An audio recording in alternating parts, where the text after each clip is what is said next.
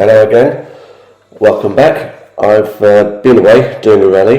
I'd just like to say thank you very much to Supercar Spotter Hampshire and Anthony Headaway for these clips of South Downs Rally where I've just been. They did, I went away for, I think it was about 4 days in all with the ferries, getting off the island and getting there. Cracking event, really good. It was quite cold, but yeah, brilliant fun, and I'll definitely be back to do that again.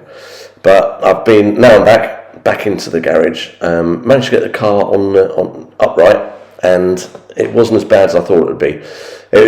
Jacking it up was a bit of a problem. I could lift the front up and get a trestle underneath it, but the back I had to jack, and I was using bits of wood on their edge and all sorts. It was a bit, it was a bit dodgy, but it's nice and secure now. It's as high as I can go really with the height of the ceiling in the garage, and now I can finish off I think there's 4 more repairs left to do on it. These are the trestles. They're just what I use at work, so they're very solid. You can get in and out the car, you haven't got to worry about it falling down. Which is better than the way it was when I had it jacked up before. There's the few bits I've got left to do. This bit I'll do in sections. I don't think it'll be a bit of a pain, but it shouldn't take too long. This bit will be easy. Just a couple of bits there. That's all covered with the wing and the bumper.